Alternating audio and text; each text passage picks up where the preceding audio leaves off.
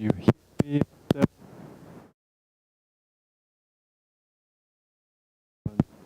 1 2 1 2.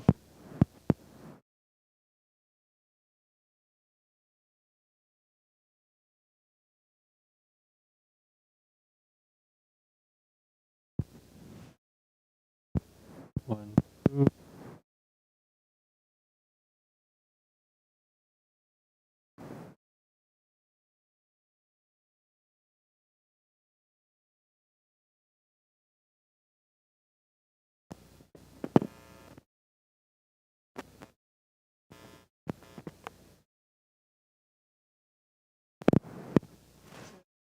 One, two, 1 2. Yeah, but it's. But the problem is that the machine has a loose contact. Huh? 1 2 1 2. Okay, we can try it like this.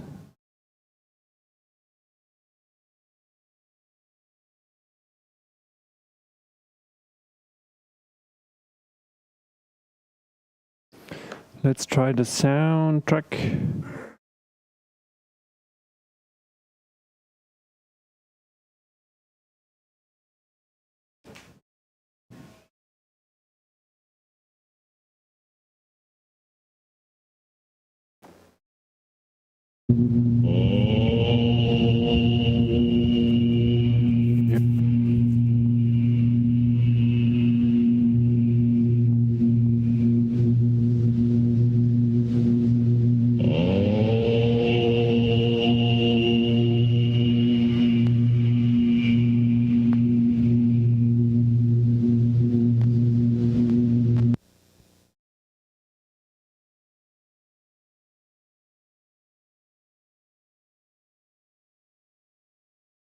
The one is not, now it's working. It's a faulty connection. So take this one.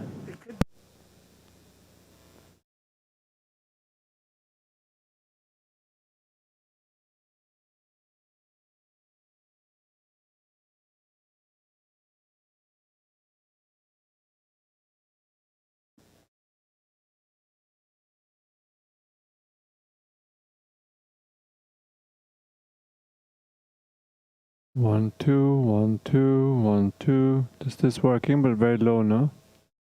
1 2 1 2.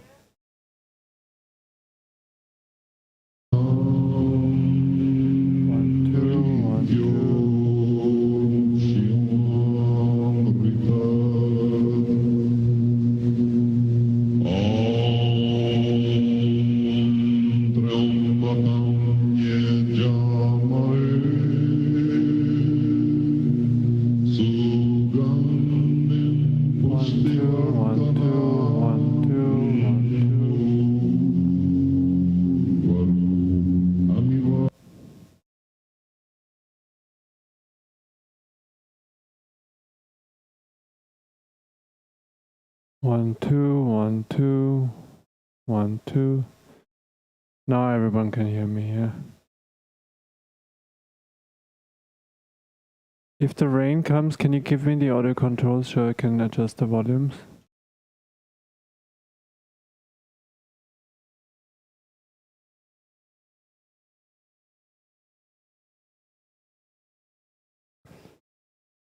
Wow, we have masses of people here today. 1 2, okay. So if the rain comes, which one do I move? This one, okay. Yeah. Okay. Thank you very much. Yes, Mahadev? Narayani? Mahadev needs you. Okay, we start. Sit up straight, close the eyes, bring your awareness within. Om, Om, Om. Gajananam Buddhagana Nari Sevitam Gapita Jambu Valasara Bhakshitam Uma Sutam Shoka Vinasha Karanam Namami Vigneshwara Bhadabam Kajam Yadananam Kumkumaraktavanam Mahamadim Divya Mayuravanam Rudrasya Sunam Surasainanatam Kuham Saram Sharanam Rapadye Ya Kundendu Dushara Haradavla Ya Shubra Vasravrita Ya Vina Vardanda Mandita Kara Ya Sveta Padmasana Ya Brahma Chuta Shankara Bravidivir Evai Sada Bhujita Tamambatu Saraswati Bhagavati Nisheshajadyapaha Om Namah Shivaya Gurave Satchidananda Murtaye Vishprapanchaya Shantaya Shri Shivanandaya Te Namah Shri Vishnudevanandaya Te Namah Om Sarva Mangala Mangalye Shive Savata Sadike Charanye Trambake Gauri Narayani Namostute Narayani Namostute Om Sana Vatu Sano Munaktu Saviryam Karavavahe Tejasvina Vaditamastu Ma Vidvishavai Om Shanti Shanti Shanti Om Peace Peace Peace Om Bolo Satguru Sivananda Maharaj Ki Jai Om Bolo Swami Vishnudevananda Maharaj Ki Jai Om Namah Shivaya. Wonderful good afternoon. I'm divided between the left side and the right side today. No, it's okay. It's okay.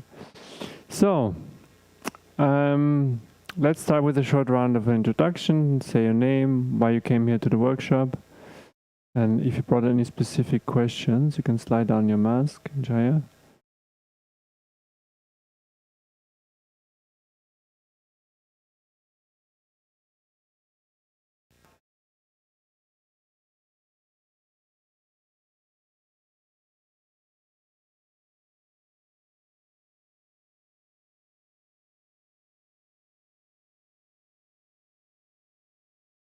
Good.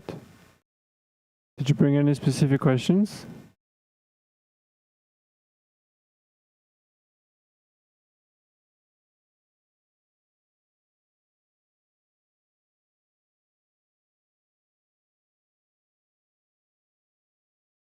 Okay.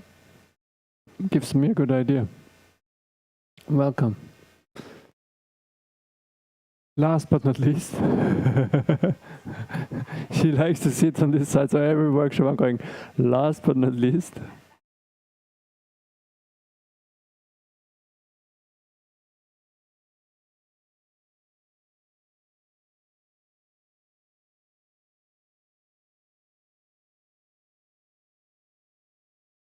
Mm-hmm.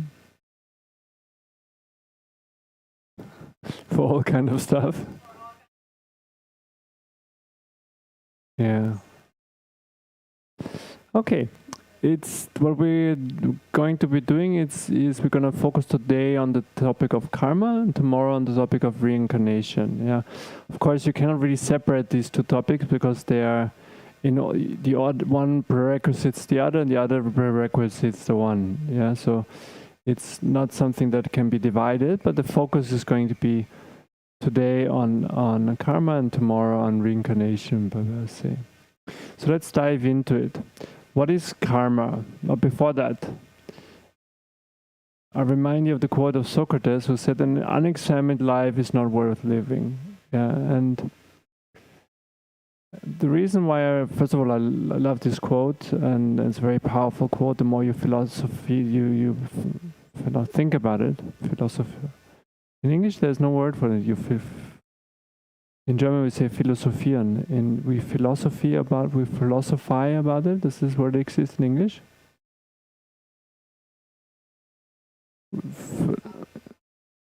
No, in German we have the word philosophy, yeah, Philosophie, and then we have the verb, which is to philosophize. To philosophize, that exists? So, okay. I didn't know that. So, learn something new. You think so? Narayani, is it true? Philosophize is an existing English word? So, first of all, I love this quote because it's good to think about. Second of all, it's a lot of our lives are left unphilosophied, unexamined, yeah, unscrutinized, and very often, especially when things happen to us in life, we don't really ask the question why. Why has this happened to me? We try to deal with the situation, and this is, of course, connects us to the topic of karma, but we not necessarily try to understand why certain things are happening to us and what we can do out of the situation, what we can improve out of the situation. Yeah. So, to put it in the words of Socrates, it's worthwhile examining things in our life, and especially things that happen to us, and to understand the reason why it happens to us, and to see also what was the cause why this was happening to us. And this is understanding the law of karma, understanding that everything is a reaction to something we did in the past. Everything that happens to us is a reaction to something we did in the past. And that's worthwhile examining. Otherwise, life becomes not worth living. Why? Because I always like to shock people. We don't come here to have a good time. That's just hopefully a side product of it. We came especially here to understand something, to learn something, to grow, to expand. Yeah, but when we don't really learn the lessons that we're supposed to learn, then life is not worth living, like Socrates puts here. Yeah, in order to do that, we need to examine life. Okay, so question to you is, what is karma?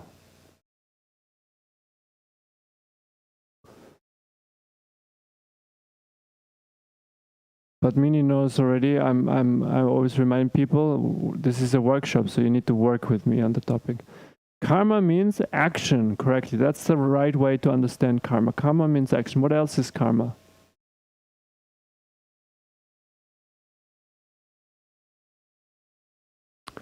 The consequence of this action. So the karma has a couple of understanding. The root of the understanding is the Sanskrit word of kr. Kr is the root of action, of doing, of making. The same root like, what is the... Kriya has the same root, yeah. It's making, doing. So what it actually means is action.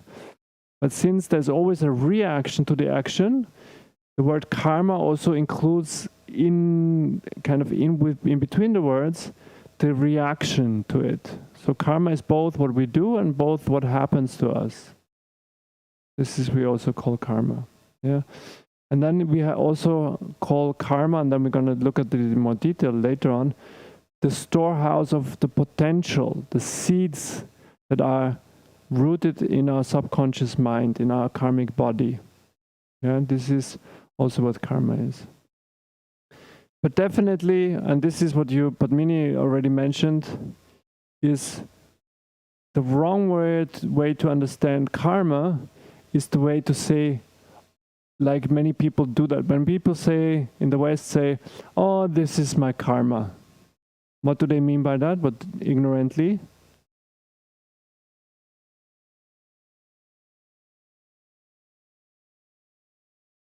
It's my destiny, something that happens to me and I have no do in it.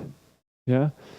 But actually when they say it's my karma, what they actually should mean and understand is, you're absolutely right, it's your karma. They're absolutely right if they say it's my karma. But the understanding to it is the wrong one. If they understand it in the way, oh, it's my karma, which means translated, oh, it's my doing, yeah, then it's the right way to understand it. But many people in the West, and this is most people, even journalists, media, etc. understand it this way. Yeah, it's my karma. It's something that happens to me, and I have no do, no say, no influence on it. Yeah, and it's partially true because in the moment it happens to me, I can only deal with the situation. My hands are bound in the moment, but the understanding is lacking that it's my doing, that this was my action planted in the past that now reaps its reaction. Does that make sense? Yeah. So when we say this is our karma, that's absolutely correct. It's our doing, it's our making. Whatever happens to me right here, right now is my doing. Every sickness, every illness, every problem, every relationship problem, every job challenge, everything is our doing. Yeah. The way that I sit here right now in this body, in this mind, is karma. We will learn a distinction a little bit later. This is my prarabdha karma manifesting here right now. This is my prarabdha karma. This is the karma that I have chosen in this life, my higher self has chosen in this life to manifest. So the reason why I'm strong, fit or not fit, why I'm thin, strongly built, obese, whatever it is, this is my karma, this is my doing. Yeah. The fact that I have problems with my knee, my back, my hand, my arm, my eyes, my ears, my whatever it is, whatever difficulties we encounter, this has to do with karma. This is our doing in the past. Yeah. And it is, however it manifests, the funny thing is, it is absolutely perfect. And this is the beauty. Once you understand the beauty of life, this is, you marvel. This is, you can, once you understand the law of karma, how it really manifests, and you see the workings of it, yeah, you just bow down in awe. You just break down on your floor in surrender to it, yeah, because it's perfect. It's absolutely perfect. Yeah, not that we understand it, not that we don't want it different. That's of course the case. Yeah, but it's absolutely perfect how it's manifesting. Yeah, we always, to quote a famous American philosopher, we can't always get what we want, but we always get what we need. That's the law of karma. We always get what we need. This is the unending grace, the unending mercy, the unending compassion, the unending kindness of God. Yeah? And sometimes we feel challenged because we don't understand it and we think it's unjust, it's incorrect, and why, especially when tough things happen to us. Yeah? But it is that we don't understand the workings. Yeah? We think if God would be loving, if God would be compassionate, He would never do this to us. Yeah? He would just, if there was a just God, we would think we would have an endless beach vacation, spend endless time in the hammock, drinking hopefully virgin cocktails. Yeah, something like this. Yeah, this is our perception because we are wrong in our notion that we came here to have a good time. But that's how our plan for ourselves is. We mainly want to have a good time rather than really saying, I want here to learn something. Yeah, but in the compassion of the Absolute, of the Creator of this universe, the divine plan is that we progress, that we learn, that we expand. And this sometimes, or very often, happens more easily if the situations are a little bit more challenging. Yeah, but this was a little bit of an introduction. Let's read a little bit about it. This is the analogy of karma being the seeds or a plant. Man can be compared to a plant. He grows and flourishes like a plant, and in the end dies, but not completely. The plant grows and flourishes and dies, leaving behind its seed, which produces a new plant. So, as we progress in our life, we produce a seed. What is the seed? These are many, many seeds that we plant in the subconscious mind. And these seeds, this mind travels on to the next life. It then sprouts, or part of it sprouts, to a new plant, to a new life, to a new body, to a new mind. And this produces once again another bag of seeds, let's put it this way, yeah, and part of it grows again, and this goes on and on and on. And tomorrow we're going to talk about the cycle of that. At death, man leaves behind his karma, the good and bad actions of his life. The body may die and disintegrate, but the impressions of the actions do not die. He has to take birth again and enjoy the fruits of these actions. So this is the reason why we come back again and again and again, because we have to enjoy the fruits of our actions. As long as we are attached to the fruits of our actions, as long as we are attached to the outcomes of our actions, as long as I think I am the doer, I'm planting new seeds. And as long as I'm planting new seeds, I'm creating new karma. Yeah. If you excuse me, I'm just going to turn on the fan because it's quite hot here.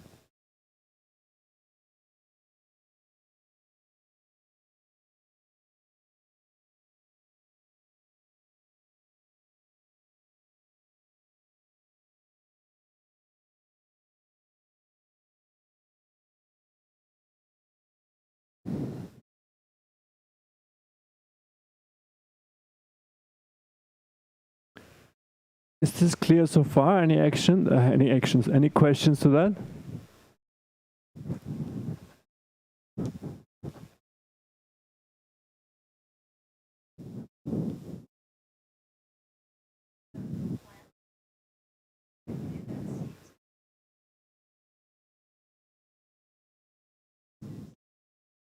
Mm-hmm.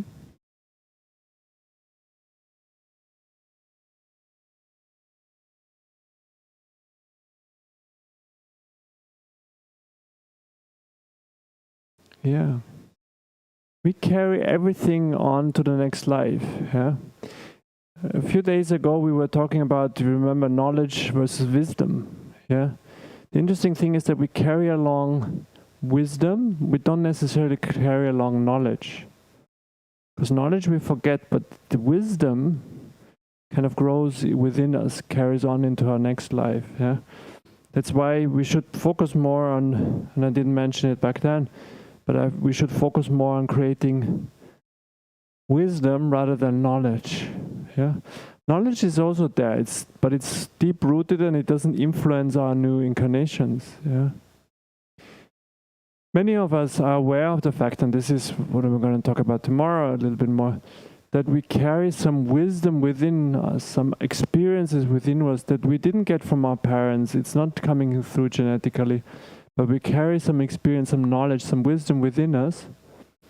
And this is the wisdom that we carry on from life to life to life to life. Yeah. So this is the good part of the whole story.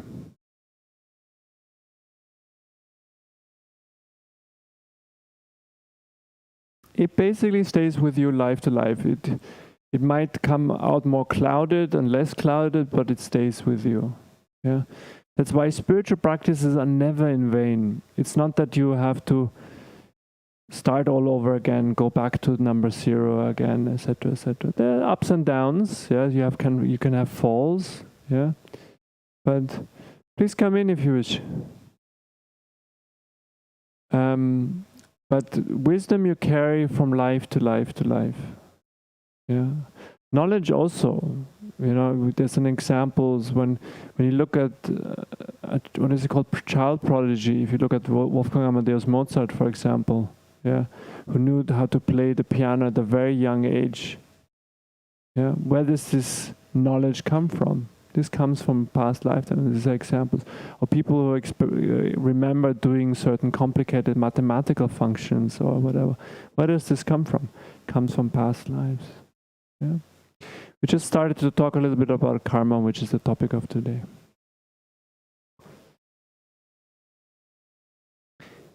And I remind you of the quote of Pierre Teilhard de Chardin, the French-Canadian philosopher, that we are not human beings with a spiritual experience, but we are spiritual beings that have a human experience. And this is a quote that is very close to the idea of karma and reincarnation. Yeah.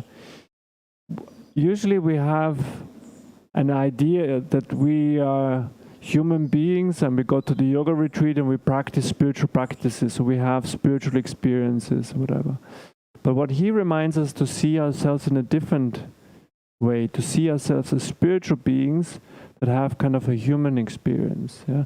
A spiritual being that goes from life to life to life and has a human experience. And in between other experiences, we know that tomorrow we're going to talk a little bit more about it, that we advance through the different kingdoms, normally speaking, unless we have a downfall. Yeah? But we advance from the mineral kingdom to the plant kingdom, from in different levels in the plant kingdom, then into the animal kingdoms, and there are different levels until we reach the human kingdoms. And there are higher kingdoms also, the heavenly realms, etc. And there are lower realms also. Yeah. So, but normally the progress is an upward motion, an upward spiral, unless we have a downfall. Yeah. If you mislead your life, then you might reincarnate as a lower being in order to, and not as a punishment. This is very important to understand, and we're going to talk about it today and a little bit more.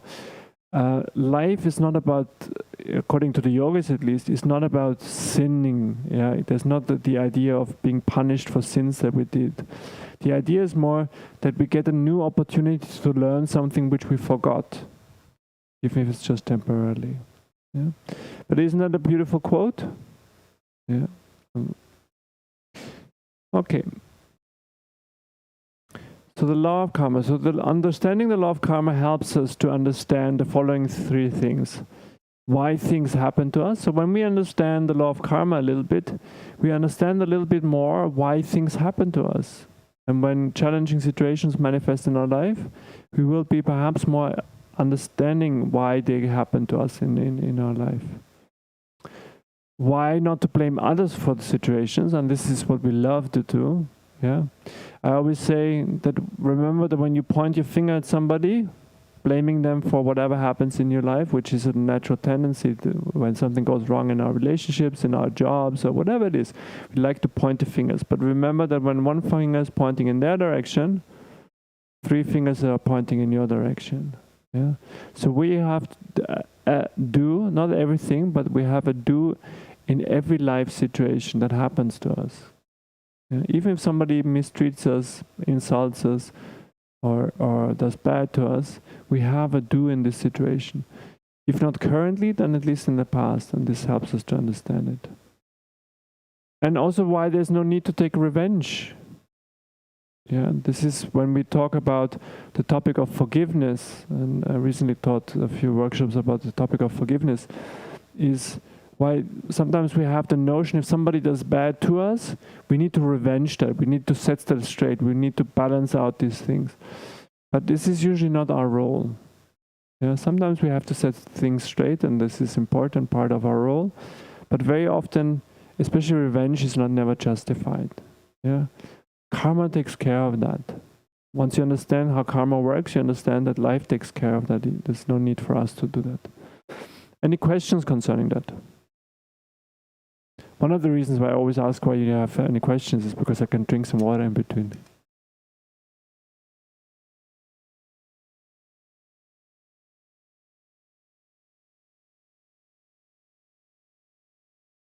That's a long story and you missed the workshop concerning that. But Minnie, you remember what we said?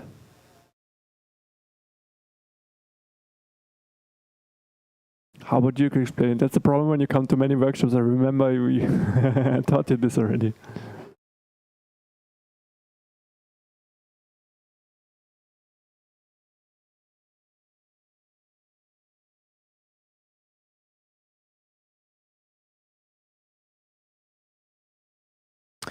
Wisdom, we said, it cannot really be defined. Wisdom is beyond the understanding. It's an understanding that goes to deeper levels. So facts we understand and we learn. Yeah, but when we put things into practice, when it becomes our lived experience, then potentially it becomes wisdom. Yeah, or sometimes wisdom happens to us. It's something we access that is actually beyond the mind and intellectual understanding, although it comes into the mind as well. Yeah, there's a cognitive element of it as well. Good remembrance. Good job.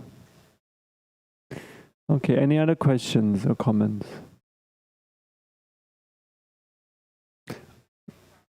Sorry? Not fully.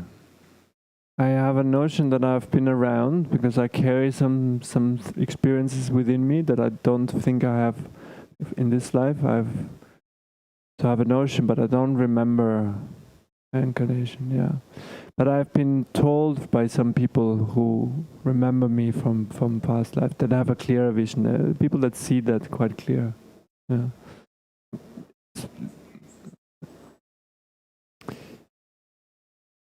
When you experience life, a situation in life, and you react in a way where you astonished yourself, where you say, where did this come from?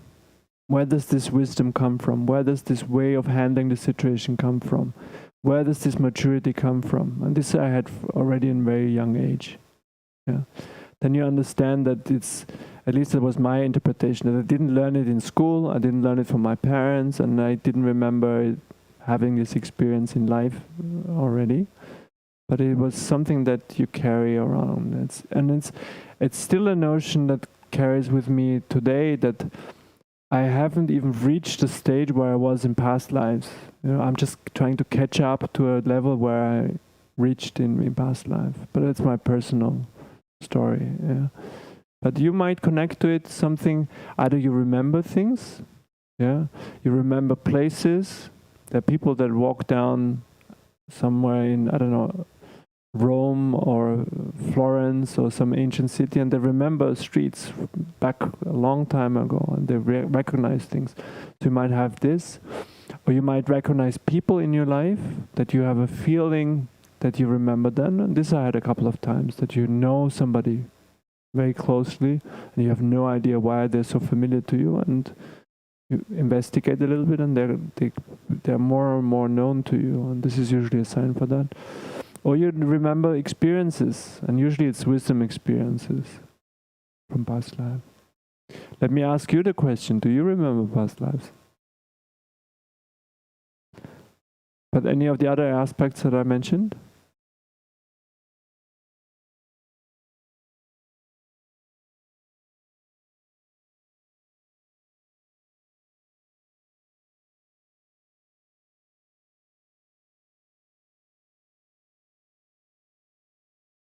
Mm-hmm.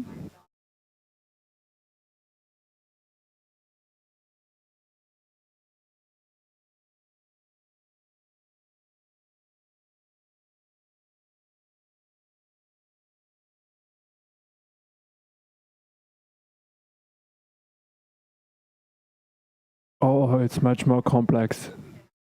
It's much more complex. I'm giving you just a tiny little picture, with just aware of a tiny little picture. I think the thing is so complex that we have no idea what's really happening. I just give you an idea of it. We're gonna be talking about the concept of reincarnation tomorrow. Yeah. What if time is an illusion? What if everything is happening right here in this very moment? Everything. All reincarnations, all experiences, everything.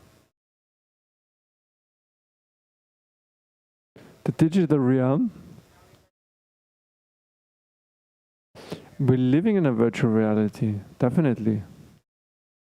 All the saints point out the same thing. It's a construction. This reality is a construction. They describe it, we can wake up to this reality as much as we can wake up from a dream. Yeah.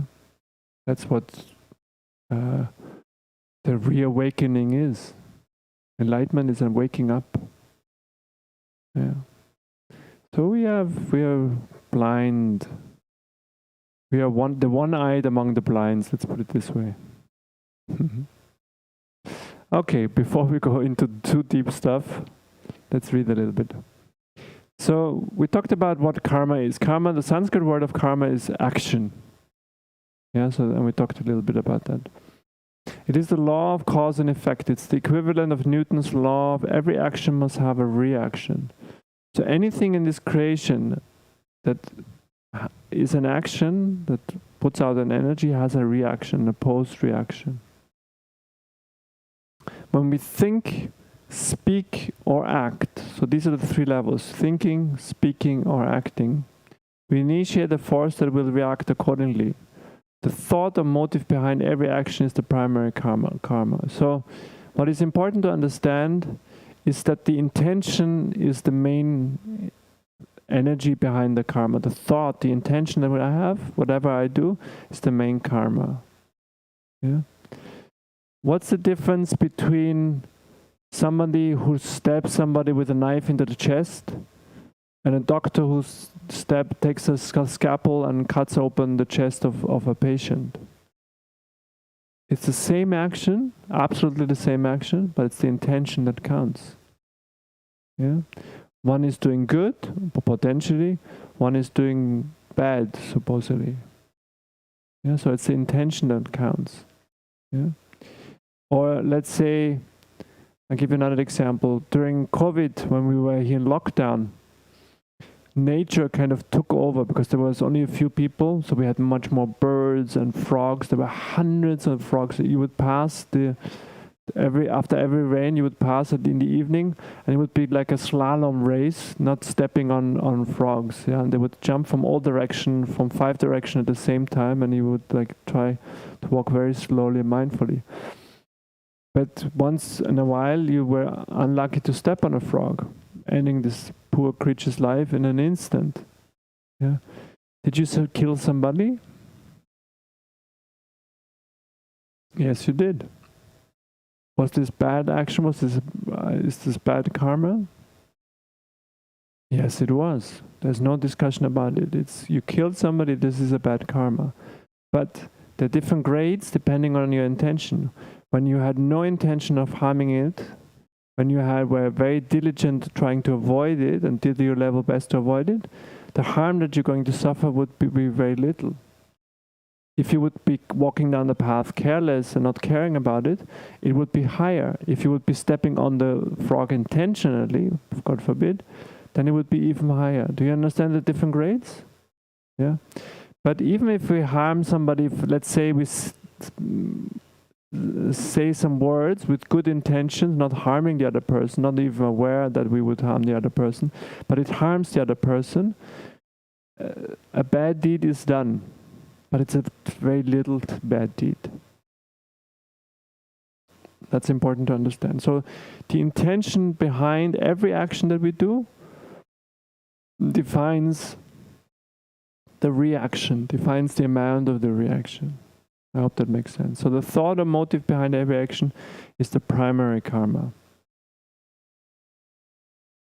This returning force may be modified, changed, or suspended, but most people will not be able to eradicate it. Yeah. So once we've done a bad deed, and now we're talking about bigger karmas, it only can be modified, a little bit changed. It can be suspended. But most people won't be able to eradicate it completely. Yeah. So we can change our karma. Let's say we did something very negative, which we're very sorry about. How can we change the karma coming back in our direction? What are ways to do that?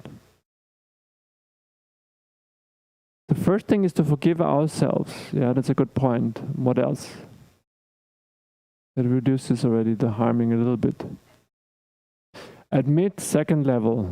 What is even better than admitting? Sorry? Do a bunch of good things. Before that, before we forgive ourselves, we admit the action and ask for forgiveness.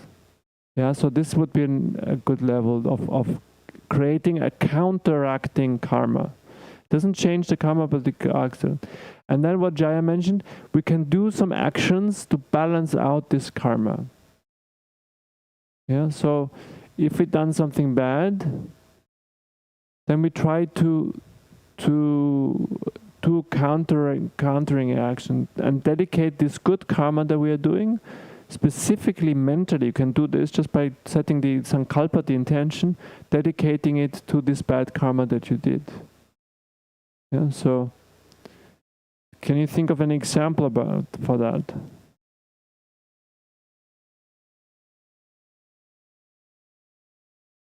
Yeah, or something abstract, whatever you like.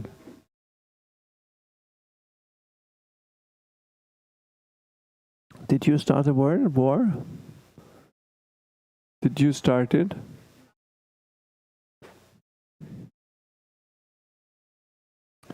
This is... Sorry, Putin started it. Yeah. What could he do to amend it? Whom? Yeah, but we're talking now about doing actions that counteract the negative karma that is already committed. Nobody's beyond karma, but I'll give you an example for this. Let's say, what did I have in mind? Let's say you betrayed somebody of money, or you betrayed the government of money, or you betrayed something. You could donate money to needy people and say, okay, I'm going to dedicate this money, this good deed, in the direction you took money from somebody by betraying the person. And you can either give the money back directly, this would be forgiveness or whatever, but you can even donate it to the needy people and dedicate the karma to this person. Yeah. Or you neglected to take care of somebody at a certain situation.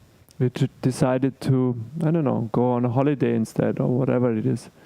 Yeah. Then you can dedicate this some time to elderly people or kids or whatever it is that you can. The idea is to find something which is of similar nature and find the good side of what you did negatively. This is one way of how you can balance out karma. Another way is, he's currently not there, but we have a specialist for karma balancing here, which is our priest, Kishanan Budri. Every priest knows, if he's a Vedic priest or a Tibetan priest or whatever, they're experts in balancing out karma. So you can do certain pujas, certain rituals to balance out the karma. Yeah? And he will describe also certain actions that you can do to do that. So there's certain ways how you can balance out karma. Yeah? But the most important thing is for us is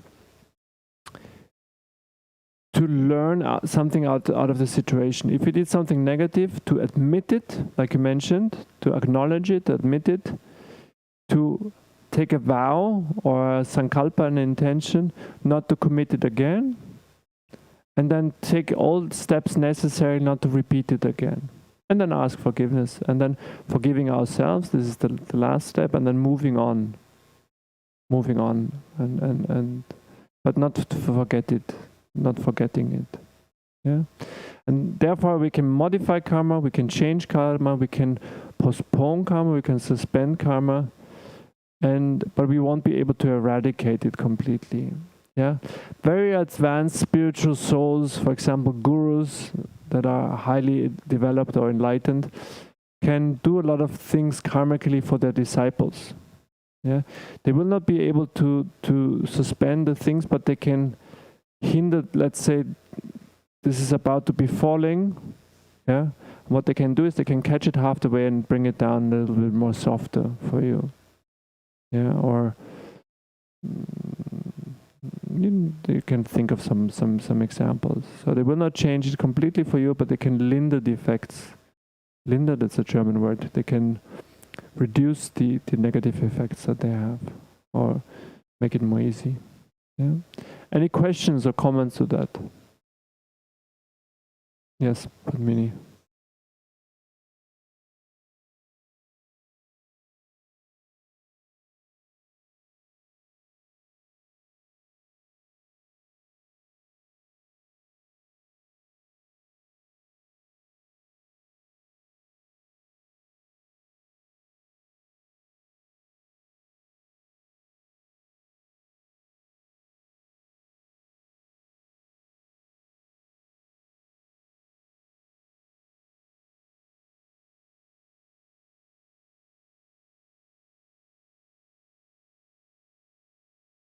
Mm-hmm. Yeah, there's a lot of wisdom in the 12 steps. Yes, and we find it in all, even, I will talk about it in a moment, we think that karma comes from the Far East and it's a Buddhist or Indian concept, Hindu concept. But we see that we have it in our culture as well. Let's continue. This law of cause and effect is not punishment, and this I mentioned already. This is important to understand. But it's wholly for the sake of education and learning. The fact that things happen to us is just always an opportunity to learn. Yeah. So this is one of the main and most important principles to understand. We have to understand that whatever happens to us in life is not out of punishment, but it's an opportunity for education or learning. Yeah. So ask yourself the question: what happened to you in your life that was hard, that was challenging, and what did you learn out of it? What opportunity did it give you to learn?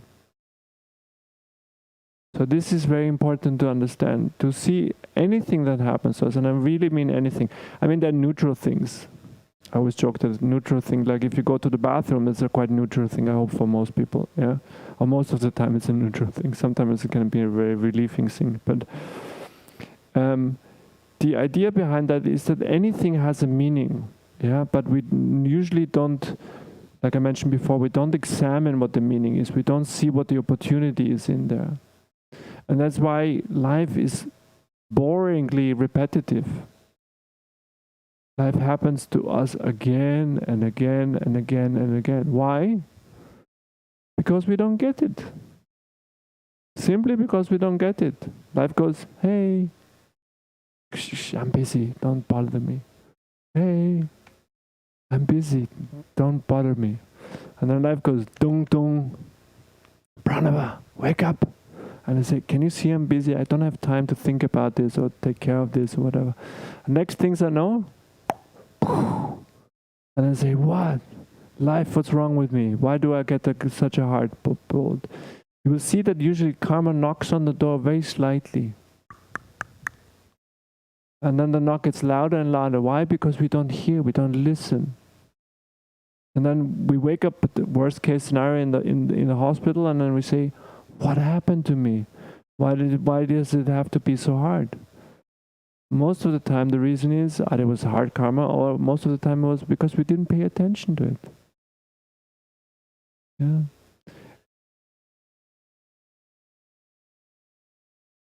Absolutely.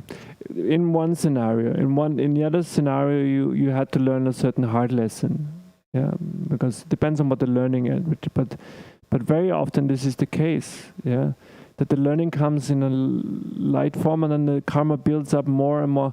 Don't forget that our karmic storehouse is big. Karma has a lot of potential. It says, okay, you didn't think, I'm going to take a little bit more negative karma and a little bit more negative karma, and I'm going to hit you harder with that. Let's see if you listen to that. Yeah. We get warning signs, exactly, but we don't pay attention to it. Yeah. We say, yeah, later on. A person may not escape the consequences of his or her actions, but he or she will suffer only if he himself or she herself has made the conditions ripe for his suffering or her suffering. So this is important to understand also. The reason why we're experiencing certain situations in the life, because we are ready for it. With any challenge in life, we also have the tools for solving that situation. Yeah, even if it's a hard and overwhelming situation in the moment, we are ready for it. Like once again, the analogy of something growing. When we are ripe, the karmic situation manifests for us in order to be learning our next lesson. Yeah. Only thing that we have to be careful, sometimes it's not we that have all the things, the energy, the tools, the knowledge, the wisdom to solve the situation, but sometimes we need the help of others. Yeah, so sometimes when you yourself are overwhelmed, look around you. Sometimes the solution is with interactions with others, with the help with others, with the help of a teacher, with the help of others who love us, etc., etc., etc. So this is an important principle. Any questions on that? Okay, next. Ignorance of the law, whether you believe in it, will not help you escape the consequences of your actions in the same way as you cannot escape gravity. Does it make a difference whether you believe in gravity or not? Most people will fall anyhow. to the ground, that is, even if they don't believe in gravity. Yeah, so whether you believe in the law of karma or don't believe in the karma doesn't make a difference. The only thing is, once you believe in karma and you understand the mechanics, you understand how karma works, you're able to work with it a little bit more better. You stop pointing fingers constantly, you don't blame others for it. You become more aware of actually what you think, speak, and do.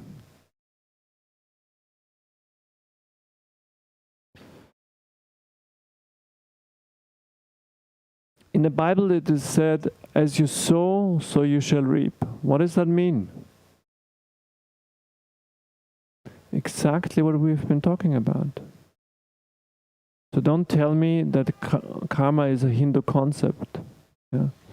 Perhaps it's true that Lord Jesus actually, in his last years where he was nowhere to be found, he actually went to India and became a yogi. Yeah. Some people say that. But it's true or not doesn't really matter. But the teachings is there. We find it in the Old Testament, we find it in the New Testament. Yeah. As you sow, so you shall reap. Anything that happens to us is what we reap. And that's what we planted in the past. Jesus teaches in the Golden Rule in the Sermon on the Mount, Matthew 7:12. So in everything, do to others what you would have them do to you, for this sums up the law and the prophets. What does that mean? The law of karma, once again. Yeah. I'll give you another example of karmic teaching. When somebody slaps you on the left cheek, what are you supposed to do? Kick them back? Hit them back hard on the other side? Turn the other cheek. That's the teaching of Lord Jesus. What did he mean by that? He understood the law of karma. He understood that our natural instinct, our natural reaction is to hit them back. Somebody hits us on the left. This is actually the I hope, misunderstood law of the Old Testament. An eye for an eye, a nose for a nose, a tooth for a tooth, or whatever this is.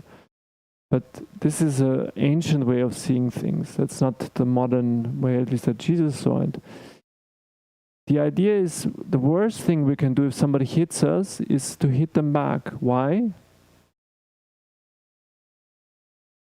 Because we just multiplied our karma again. We reaped just a fragment of our karma and we multiplied it by hitting them back. So the best thing you can do is turn your other cheek and say, actually bow to them and say, thank you for bringing my negative karma to me. I hope it's over now. If not, take the other cheek. That's the idea behind it. But our tendency is, of course, to protect ourselves, to withdraw, or to hit them back, to retaliate, to revenge, etc. That's the natural instinct. Which is, I shouldn't say natural because it's not really natural. But that's what we train to be.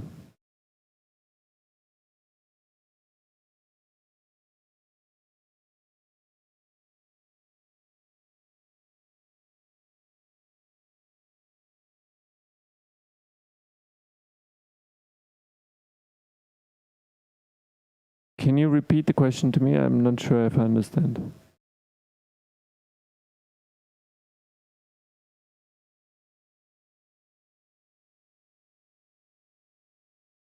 If you want, I can hit you and you can see if you perceive it as bad.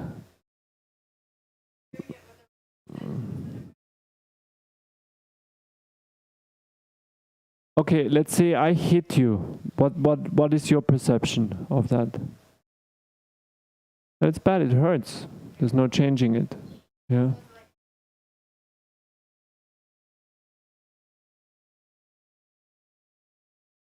Yeah.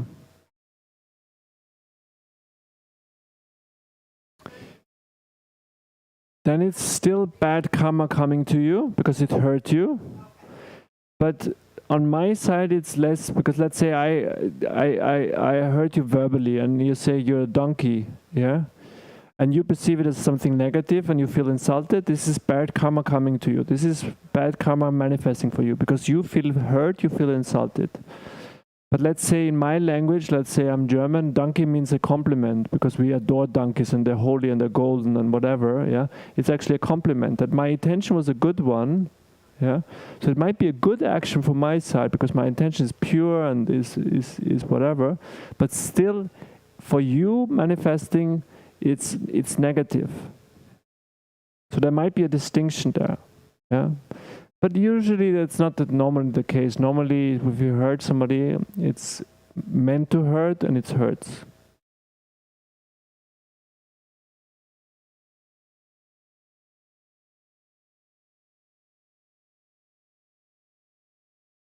Then I did a negative karma, a bad intention, bad karma. It's a sin in Christian terms, yeah. But you didn't. It went through your ego. Yeah, it didn't affect your ego. It went just through you, and you just smiled at me with loving care. Then it means you're not receiving the negative karma anymore. Yeah, that's why you still need an ego to a certain degree to experience karma. If you're beyond that, if you're in blissful meditation, or if you're unconscious, you're not experiencing anything. Does that make sense? Any other question or comment? Okay, so we find the law of karma in Buddhism, in Hinduism, but also in Christianity, even though no Christian priest will say so. At least that's to my knowledge. Yeah, some monks will say, yeah, of course. But it's not the classical Roman Catholic teaching, at least. How karma is fashioned. Each human being is threefold in nature, consisting of Icha, Jnana, and Kriya Shakti. So there are three energies, or three Shaktis. Yeah, three karmas, you can say so. Icha is the desire or feeling. Jnana is knowing. And Kriya is willing.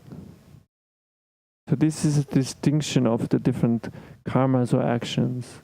Yeah, these three fashion the individual's karma. The person feels joy and sorrow. This is Icha. He knows objects like chairs, trees, etc. This is Jnana. And he wills to do this or that, or wills to not to do. And this is Kriya Shakti. Yeah, so there's an interesting aspect of it. Doing things or not doing things, both is an action. And we have it in our modern law system. If somebody is in need and I omit of helping them, it's a crime. If I'm supposed to help them. Let's say I'm a doctor and I have somebody in need, and I just say, nah, that's against the law. Yeah. So these are three aspects of our actions, three energies. Icha, the desire or feeling. Remember that this is an action already. Jnana, this is knowledge or knowing. And Kriya, this is willing. The fact of wanting certain things. Yeah. And whenever you see the mind, this you will find in the mind. They're the actions of the mind. Does that make sense?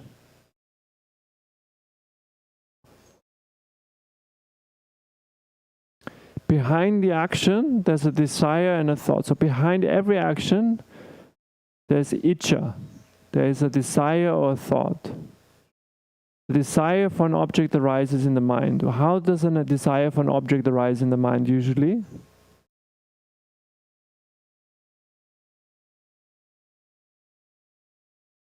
You see something. That's why it's smart, if you're on a diet, not to work in front of a pastry shop. Yeah, because usually when you see things, you desire things. What's another way of seeing it in a different way? What is imagination based on? Based on You're getting there. We're almost there. Memory, exactly, past experience. Yeah. So desire usually arises by a cue.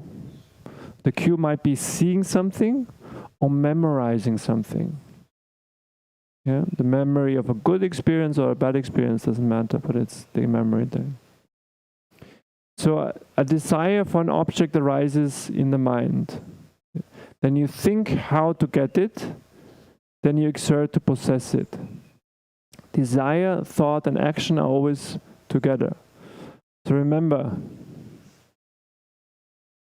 Icca is the desire, thought is the knowing how to get it, and Kriya is the action of willing how to get it also.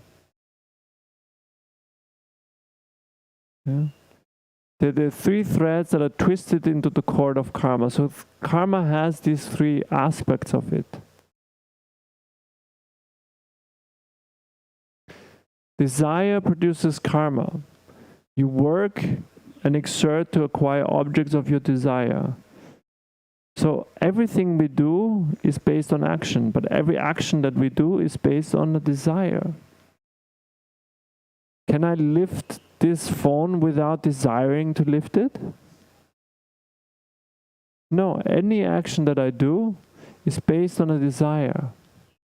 There's a thought before that that makes me say, okay, let me lift this phone. Even if I do it unconsciously and said, I'm going to put it over here, and I'm going to put on the time clock. There was a desire that leads me to that. Yeah. Now, once I desire, I do something about it. This is the action. And once the action is done, it produces a fruit. Karma produces fruits as pain or pleasure. So the fruit is either an enjoyable experience or an unpleasant experience. So it produces pain or pleasure and pain. That's all good, but then you will have to take birth after birth to reap its fruits. This is the law of karma. So when we do an action, and this is now something that is going to blow your mind, unless you thought about it already. When I do a certain action, let's say I'm working on a project, we think that the project will be successful depending on the work that we're doing here right now.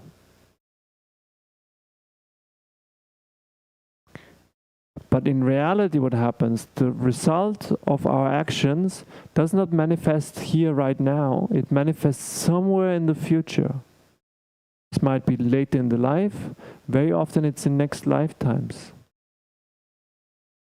The reaction that we're getting right now, which means the result of any action that we do, ripens somewhere in the future, which means the result that I'm experiencing right now is result of what? Past karma. Exactly. Let's say you're working on a project, you're launching a new product, a new campaign. I used to work in advertising, so that's why I think this way. You launch a new product. Will this product be successful? On what does it depend? On your advertising, on the work that you put in it, on whatever? No. On what the company did in the past. I'll give you an even more shocking example. Is your current relationship going to work out? On what does it depend? On the time that you invest into the current relationship? Or the time that you invested in past relationships? I told you it's going to blow your mind. So anything we do, if you think of it, we are so used to the physical laws. You know, I push something against, I get a resistance, I get a result right away. This is not how karma works. We push in one direction, we forget about it, and then sometime later, it can be in next lifetime, it can be 100 years from now, something's going to push back in our direction. Now, since karma always works that way, it means we push in one direction, we say something to a person, the result of the other person saying in our direction depends on what we have been doing to other people in the past. If you're nice to the person, it doesn't mean that they're going to be nice in your direction. They can be mean in your direction. Why? Because you've been mean to others in the past. This, by the way, is the teaching of Karma Yoga also. That's why the highest teaching is to say, I detach from the outcomes of my actions. I'll give you an example from here in the ashram. When you cook here in the ashram, you season the dishes or whatever, and then you stand around, and who says whether people are going to like the food or not? You think it's depending on how much salt you put into the soup, whether people are going to like it, or how much spices you put in the soup, or how much oil you put in the soup. This is how, depends on how people are going to like it. But that's not the case. It depends on how people have been nourishing others, feeding others in the past. This defines whether they're going to be enjoying your food or not. When you eat something here right now, the fact that you like it and taste it and enjoy it, it's a pleasurable experience, doesn't depend on what the cook did to this food. It depends on what you have been doing good for others in the past. Have you been nourishing, feeding others in the past, cooking for them in the past? So if you really want to enjoy food, the best thing, what you can do? Huh? Cook for others, exactly. If you want to achieve wisdom, knowledge, spiritual experiences, what's the best thing you can do? Teach others, exactly. Become a yoga teacher. Teach wisdom. If you want to get rich, what do you have to do? Give as much away as you can. Isn't that funny? So counterintuitive.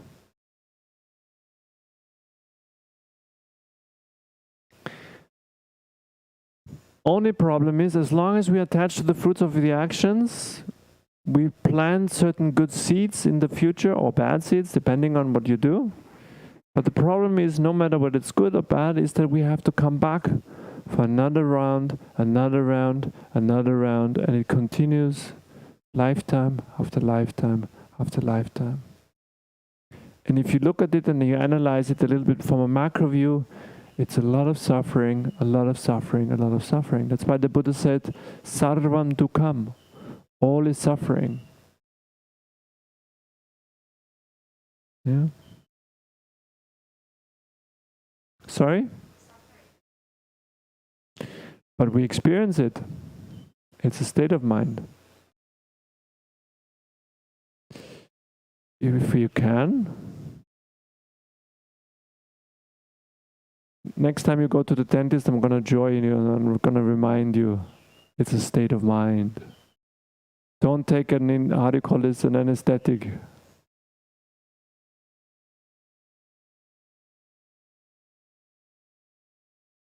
Yeah, definitely, but this is a detachment from the body.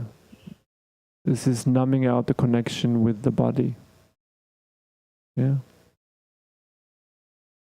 That's not the way to salvation. Just a way of how to survive a little bit better.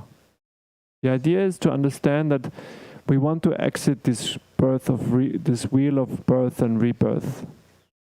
I'm going to talk about it tomorrow a little bit more.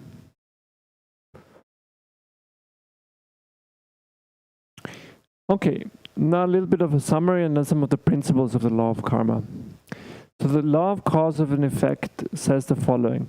If I do righteous actions that we call dharma in Sanskrit, dharmic action, yeah, we gain punya or merit. which then results or ripens as sukha, joy or pleasure. So when we do good stuff, we get married, we put some positive things in our bank balance, so to say, and this eventually gives us pleasure, joy and pleasure. On the other side, if we do adharmic action or unrighteous action, we get papa or demerit. That causes us suffering in the future. But remember that the suffering doesn't come as a punishment, it comes for what reason?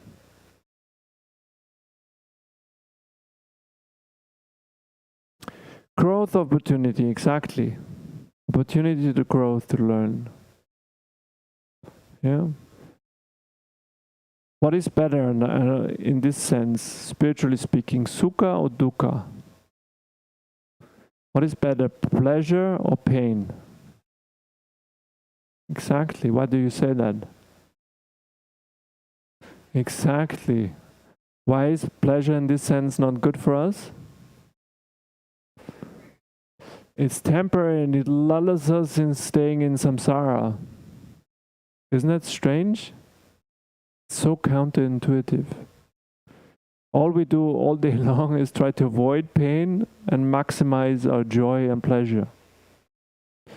We avoid that what is good for us and try to increase that what actually holds us in creation.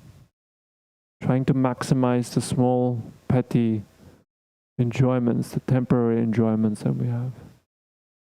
When you think about it, funny, life is very funny. Our ignorance is very funny.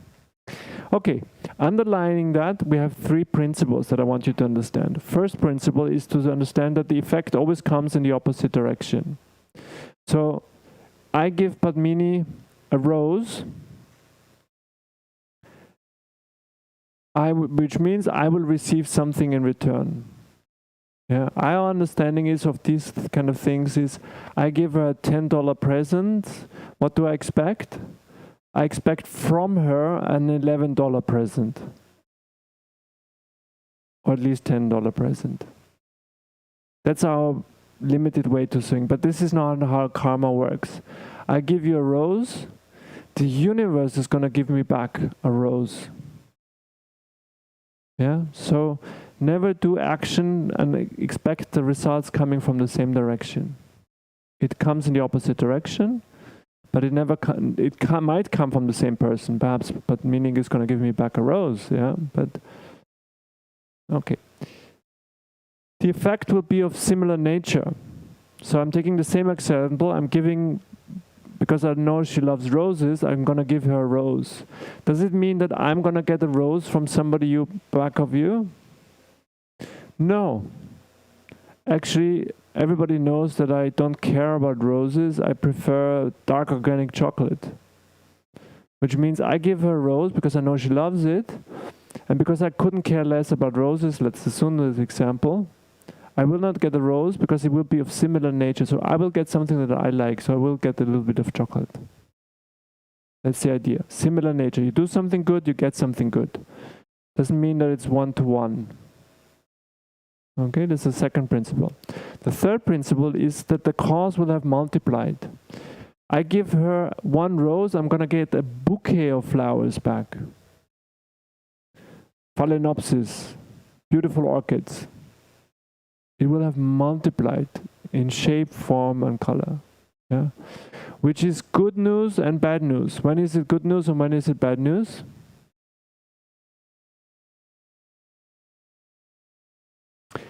Exactly. It's good news when you do something good because you will get pleasure, except what we said before. Then it's bad news again. Yeah. And it's bad news when you do something bad. Yeah. There's a reason why in many traditions it said you're supposed to donate 10% of your income. Why do you think they say it's 10%? Because of the law of karma. They understand that whatever you give, you get back. When it's money-wise, you get about 10 times back.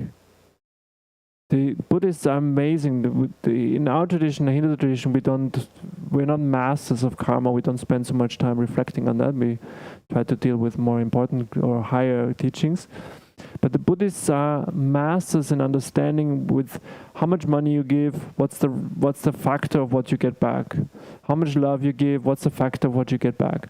How much this you do bad, what's the factor of you get back. Yeah, they have tables like this in their scriptures. It's amazing when you study it. They're masters in this understanding. There's people that study that in depth. Yeah. So the idea behind that is, you do something good, you get something manifold back. You do something negative, you get it back manifold. Once again, it's no punishment. You do something bad, one act, you get 10 opportunities to learn something. Does it make sense?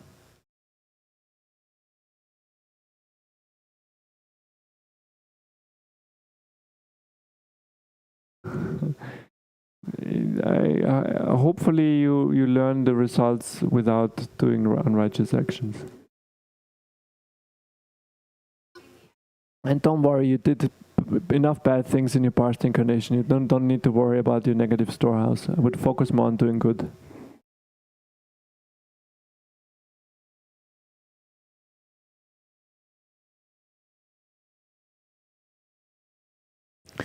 Exactly. We cannot control the past. We cannot control the future. We can only control, and this is even only to a relative level of teaching, the present, what we do here right now. Yeah, so if somebody insults you, turn the other cheek, say, thank you,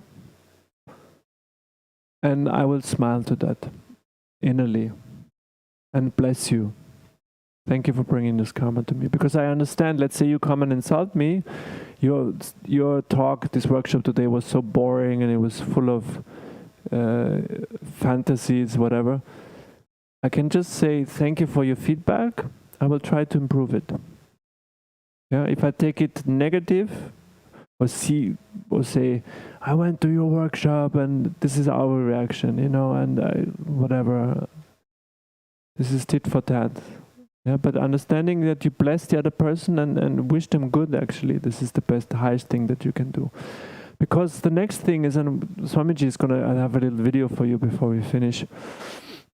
Swamiji is, if it's this video, it might be a different one, I don't remember which one I'm showing. But he says, when somebody hurts us, yeah, if I understand the law of karma, my heart should be overflowing towards them because I understand how much they will be suffering in the future. If you say something mean about it, I know that 10 people, 20 people, 30 people are gonna say much meaner things to you in the future. So the worst thing I can do is actually retaliate back to you, because then I harm not only you, but me in the future. I should have compassion for you and said, I'm very sorry you said that, because right now you're not aware of it, but in the future you're going to suffer for that a lot. Yeah. So that's why understanding the law of karma makes us very compassionate. If you not only understand it intellectually, but let it, how do you say, go into your heart. You understand it on a deeper level. Because you say, whenever somebody hurts you, is mean to you, does something negative to them, they're going to suffer. They're going to suffer much more than you are right now. Yeah?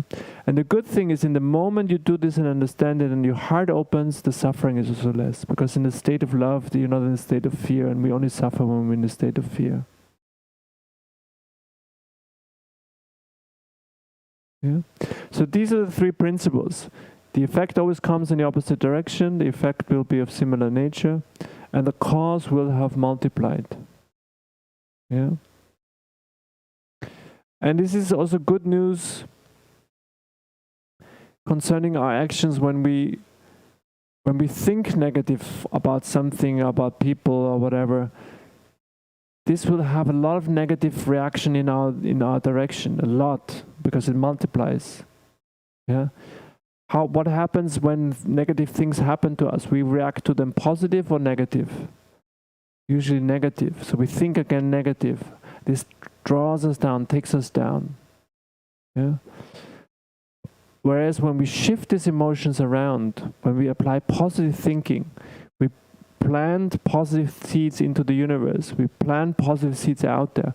And once we do that, they multiply, they grow, and good things will start happening to us. How will we think about these things? How will we react to them? In a positive way, more positive seeds. So once we understand the law of karma, we understand that it's a powerful machinery, either in a vicious circle, in a downward spiral, or when we shift it around, in a divine circle, an upward spiral that spirals up and increases up and up and up and up. And so once we do the shift, we can change a lot in our life. That's why the law of karma is so important to understand. Does that make sense?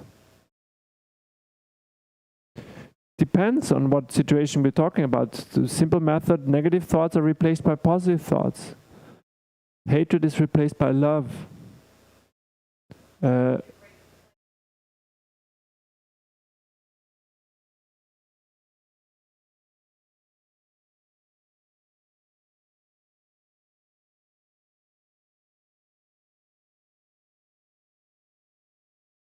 Yeah, any situation can be changed. Yeah. Because the action is already there, but our reflection on the action is a different thing.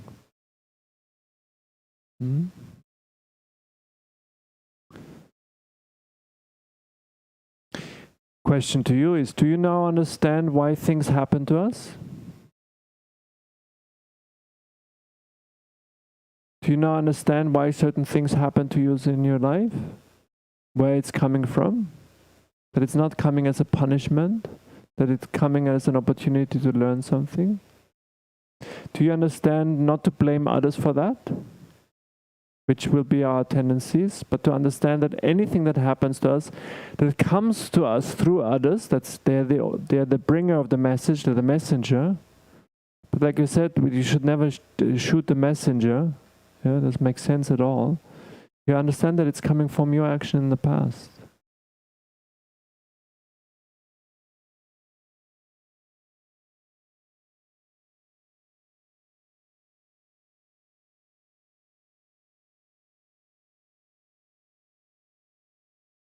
No, that's not blaming. That's you were talking about nonviolence communication, Marshall Rosenberg's ideas. It's when you focus on your needs. You're saying, Jaya, when you said that my workshop was boring and stupid, yeah, this hurt my feelings. So in the future, I would ask you, request from you, to express your feelings in a little bit more, my English is failing there, in a more considerate way and focus more on constructive criticism. Then it's not that I'm blaming you, I'm just taking in the feedback, yeah, but I'm remodeling it, I state the facts by saying, when you said this and this is a fact, I focus on my feelings. It hurt me, because nobody can debate how it made me feel, yeah? And I formulate a positive request, not a demand out of it, but a request out of it. So this is what psychologists would say, at least the one school of psychology. Does that make sense? Yeah.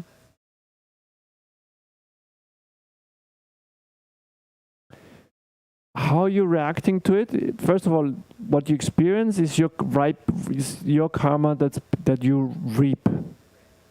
The way that you react to it is the karma that you're creating right now. It's the new karma, that's the future karma that you're putting into it. Yeah? But especially if I say this in a nice, compassionate way, yeah? Also sometimes it's important that you set your boundaries, but the question is how you do it.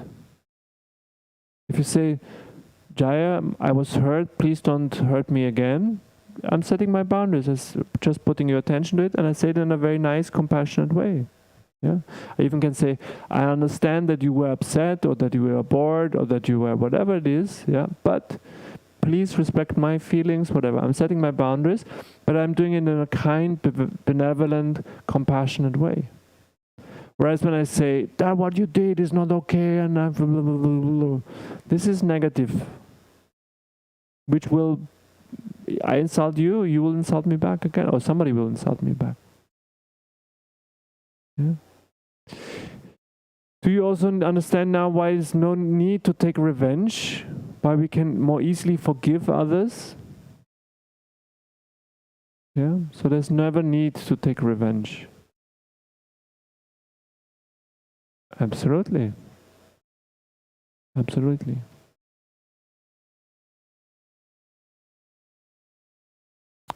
Okay, the 3 kinds of karma. So sanchita karma is all the karma that is accumulated of the past. This is like our storehouse of karmas. This we call the sanchita karma.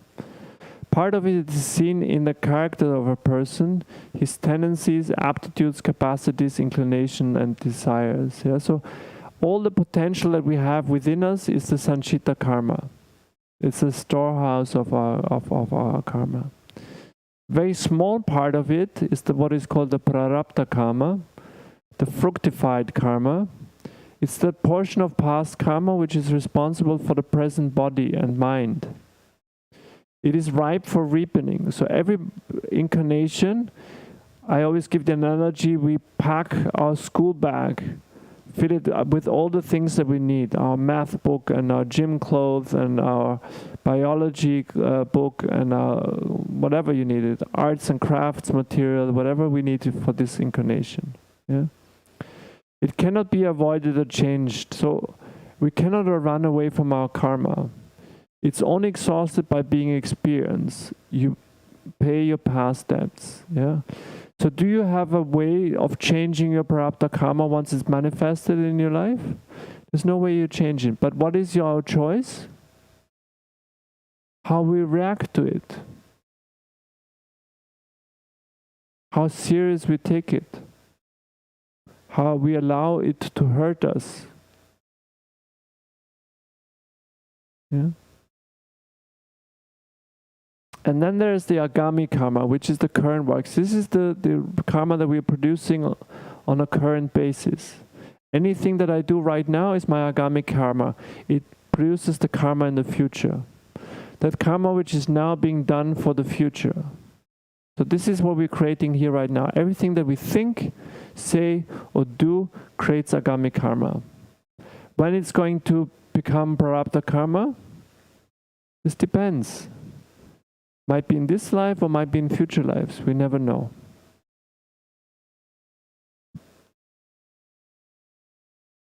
How big is our sanchita karma? Huh? Massive, absolutely. Unimaginably massive. Why? Because we have endless lifetimes in our storehouse already. Do you remember your past lives? We talked about it. Luckily, no. Imagine you would, in this incarnation, remember that you would be Hitler or something like this. Imagine that. Or something like this, something similar. Or Cleopatra, and you would be running around like her all the time. It's luckily we don't remember. Yeah. But there are many stories out there of people who remember past lives. Little children that run into neighbors' houses and get hidden tools, hidden toys, and stuff like this. Yeah. Many stories out like this. I'm going to talk about it a little bit more tomorrow. Do you have any questions for this? Sanchita is not fructifying, so there's no need to stop anything there. Eventually, sorry? Can you ever experience all karmas in your sanchita karma?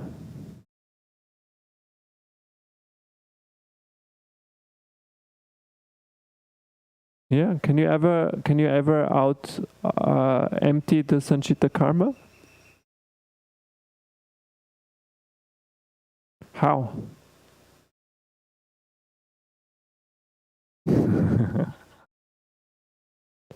Remember that every karma that you do multiplies, let's say by 5 or by 10, by 15.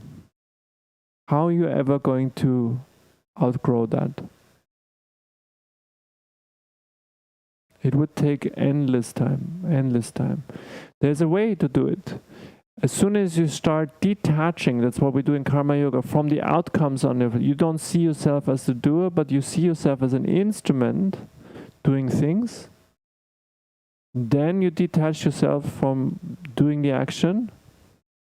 And once you see yourself, not only try to see yourself, but really wholeheartedly don't see yourself as a doer, then you don't ripen the fruits anymore. Then you don't create new karma. Yeah, but even then it would take a long, long time. But there's a different way how you go beyond the karma. Prarabdha karma is already fructified. Yeah, this is we have to experience. But sanchita we can burn. In the deep, deep, deep states of meditation, I'm talking really, this is the high states of samadhi. Once you reach the highest states there, it is said that the karmic seeds are fried. Do you know what happens when you fry seeds? Huh? They what? They pop. Well, it's not popcorn, but can they fructify any longer?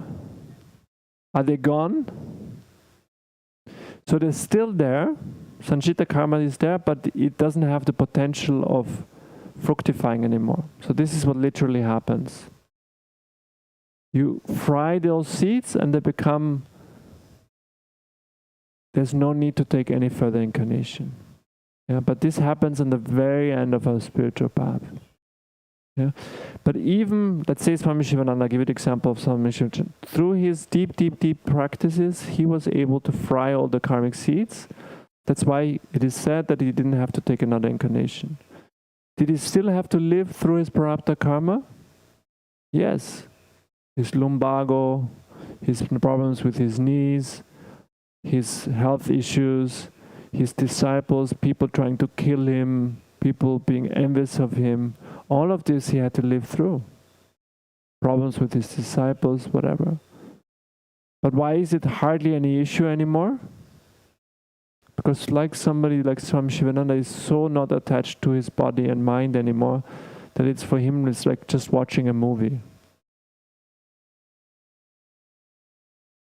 Does it make sense?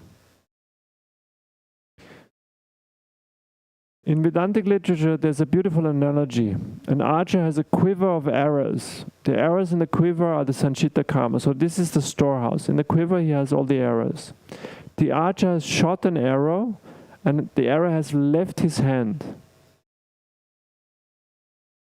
So he cannot recall it, because once the arrow is shot, the arrow has shot is the prarabdha karma. So there's no way of influencing the arrow once it has left the quiver, once it has left the bow, then there's no way of influencing. It's on its way. This is prarabdha karma.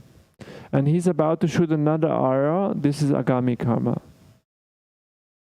This is an analogy that we use. Yeah?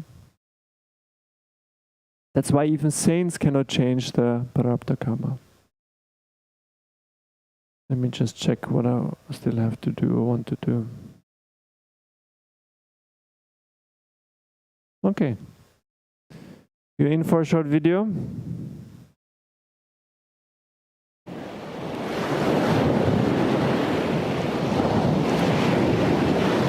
What is the law of karma? That's a question?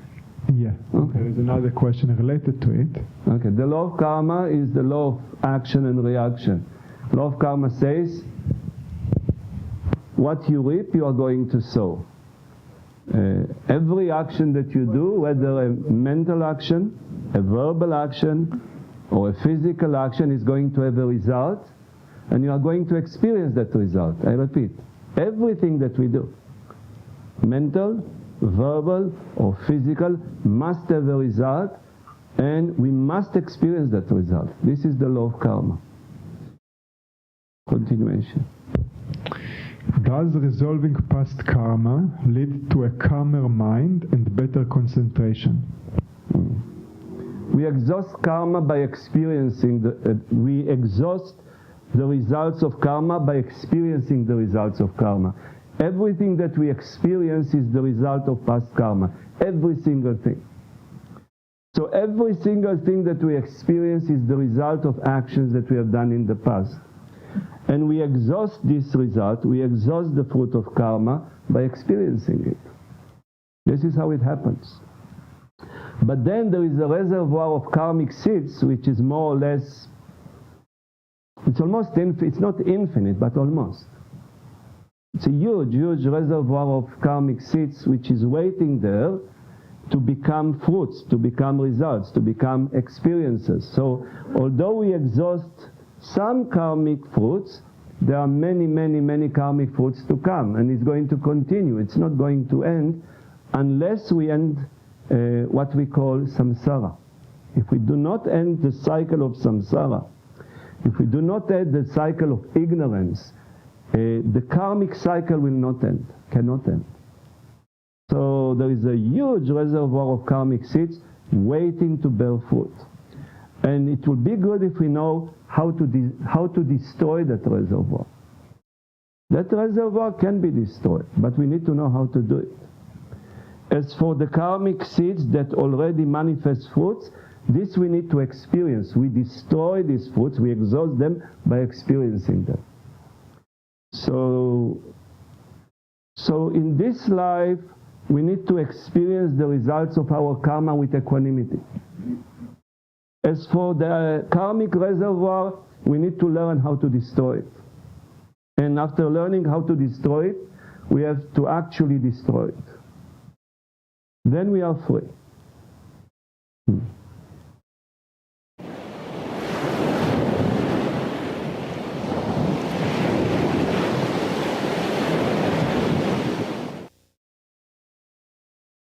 Quite some time. It was taken in the temple. Back, different pictures also. Was quite clear what Swamiji said, now that we studied it a little bit. No? How to destroy it?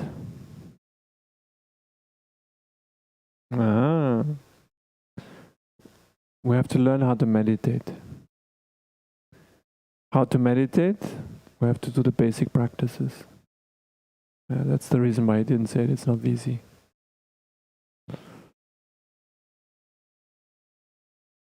It's happening here right now.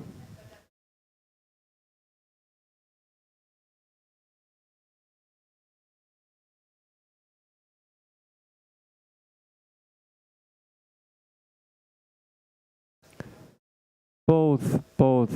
First of all, we can focus on doing good, being kind, being compassionate. This is creating good agami karma.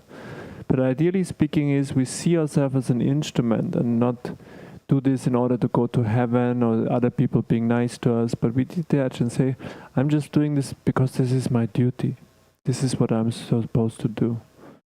And whatever good fruits are, I offer it to you, my Lord.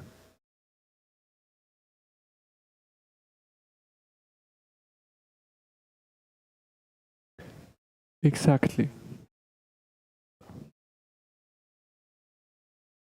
The choosing is agami karma. Choosing what to do is agami karma already. We bear it with equanimity, like Swamiji said. Equal mind, because we understand good or bad, it's anyway here for my good. Everything is good, even the bad, as we said. Yeah. And what I'm doing right now, how I'm reacting to it, I'm creating agami karma or no karma at all by detaching from the fruits. By doing karma yoga. Yeah. Now, when you understand this, and you understand the next quote, what Swami Shiva said, begin each day if it was the beginning of a new life. This is agami karma. We have every day the opportunity to change completely. We're not the results of our past action, but our past actions help us to change and transform everything into new right now. Does that make sense?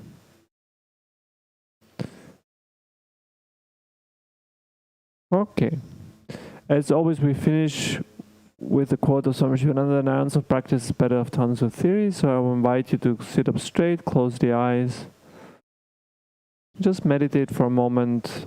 And if there's anything that you find useful or beneficial, think of a way how you can implement this teaching in a very practical way in your daily life.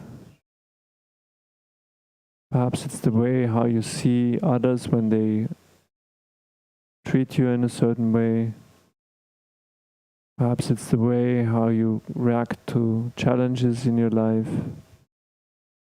Or perhaps it's the way that you choose to act.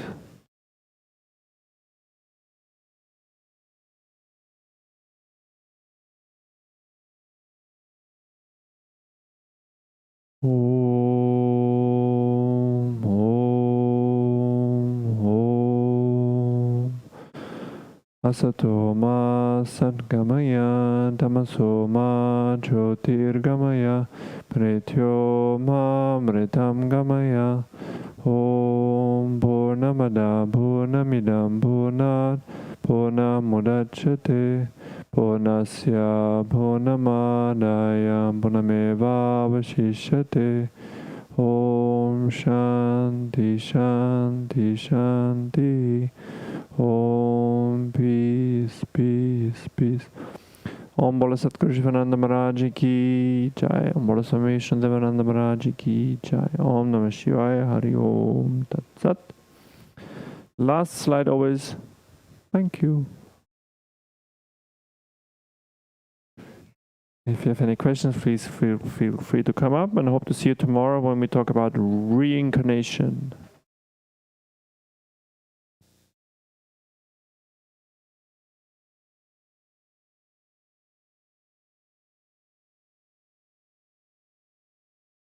Of course.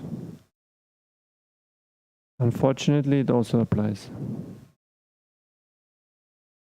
You are the first other person. Whatever you do to yourself is an act of harming. If you take a knife and cut your finger, this is harming a human being.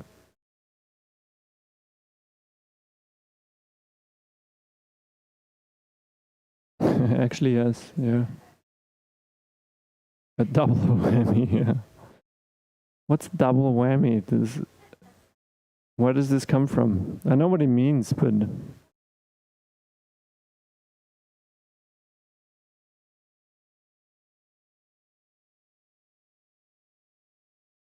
yeah, a double whammy.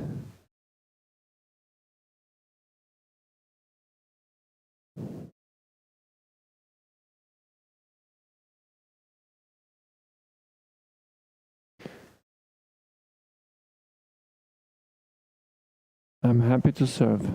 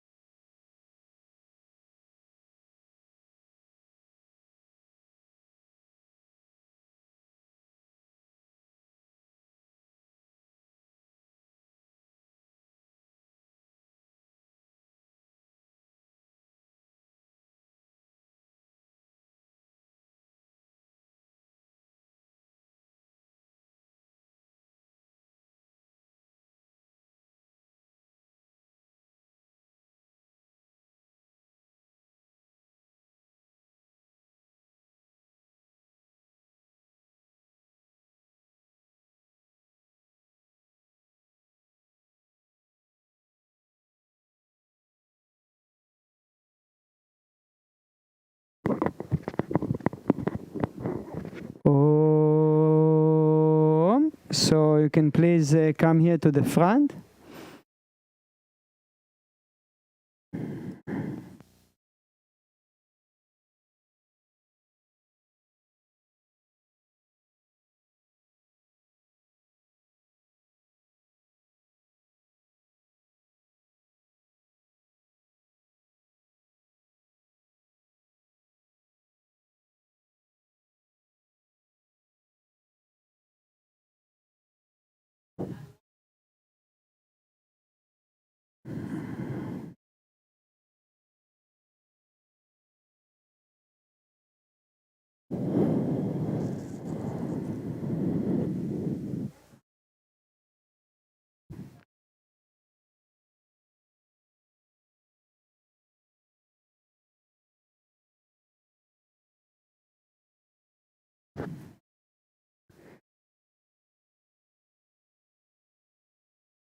Om.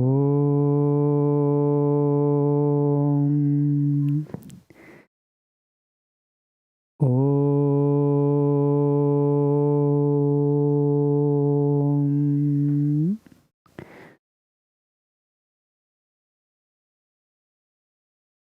Om.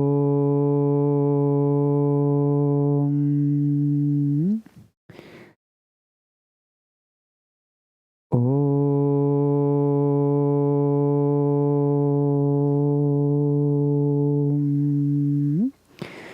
So let's give a big hand for today's teachers. And congratulations, as today